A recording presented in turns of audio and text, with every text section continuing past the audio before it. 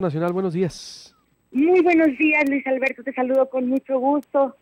Pues continuamos analizando el fenómeno Beltrones. En esta ocasión nos dimos pues a la tarea de recrear un poco lo que ha sido nuestra experiencia reporteril observando al personaje y reconstruimos un poco la alta animadversión que había hacia su persona en los tiempos de Felipe Calderón, al grado que alguna vez un alto dirigente priista nos preguntó por qué deliberadamente en Los Pinos parecía que consentían al gobernador mexiquense, entonces Enrique Peña, y si eso no era una manera pues de desdeñar, de fastidiar al sonorense. Y en aquel tiempo nos sorprendía mucho, cubríamos las actividades presidenciales, nos sorprendía mucho que los colegas del Senado se refirieran con tanto respeto y admiración a Beltrones y le daban pues una gran difusión a sus declaraciones, mismas que eran seguidas con lupa desde el sexenio de Calderón en Los Pinos, porque sabían que la declaración de Beltrones de alguna manera apuntalaba por dónde venía el golpe de la oposición. Hay que decir que pues era el jefe de los senadores del PRI, el sonorense, y en tal caso y desde tal rol pues era el que articulaba toda la oposición y lo que fue una sistemática negativa a las iniciativas de Calderón, particularmente aquella de la reforma energética, porque dijeron los priistas entonces que ellos no iban a privatizar el crudo, el recurso de los mexicanos. Y ya después, Luis Alberto, tuvimos la oportunidad en 2012 de empezar a cubrir las actividades del Congreso. Y ahí sí entendimos las filias y las fobias hacia este personaje hoy flamante presidente del PRI.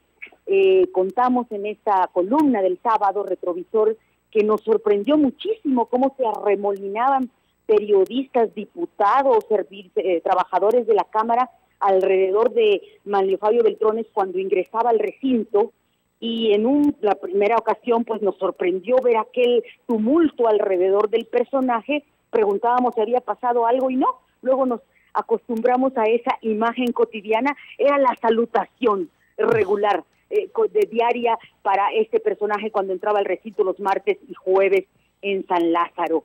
Una manera de pues reproducir todas las caravanas del viejo régimen ahí congeladas en el Congreso. Despachaba la conferencia de prensa, después atendía todas las dudas de los diputados de su bancada, pero también todos los interesados en alguna comisión, en negociar alguna ley, en avanzar en algún punto de acuerdo o dictamen, fueran del PT, del PRD, de Movimiento Ciudadano, del partido que fueran, pasaban con Manlio, porque no se movía nada en esa Cámara de Diputados sin que él le diera el visto bueno.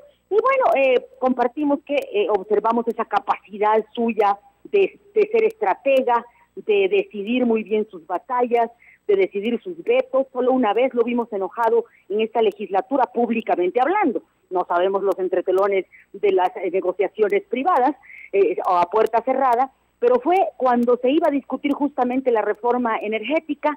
Los perredistas y los diputados de izquierda tomaron el recinto para evitar el debate y Manlio montó en cólera y desde ese día dijo que quien había comandado esa rebelión, que era la diputada perredista Aleida Alavés, no iba a ser nunca presidenta de la Cámara de Diputados, y efectivamente así fue.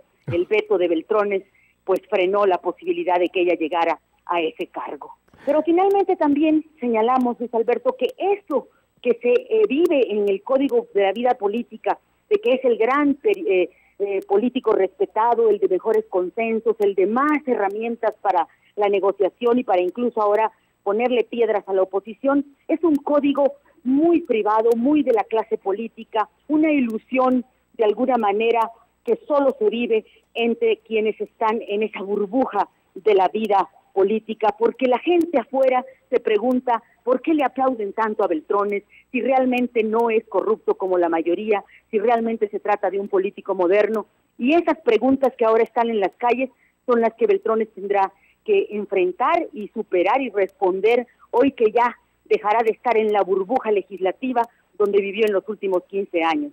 parte de nuestras reflexiones en el retrovisor de esta semana. Excelente, mándamelo por favor los lunes cuando lo compartas aquí para retuitearlo. Muchas gracias, Ivonne. Claro que sí, con mucho gusto. Gracias a ustedes por la oportunidad de compartir. Al contrario, voy a hacer un corte y vuelvo con más información. Le tengo los audios. Bueno, el agarre que se traen entre, ¿qué fue lo que le dijo?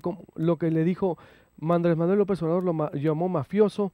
Mario le contestó que estaba loco. Ricardo Anaya los llama a debatir.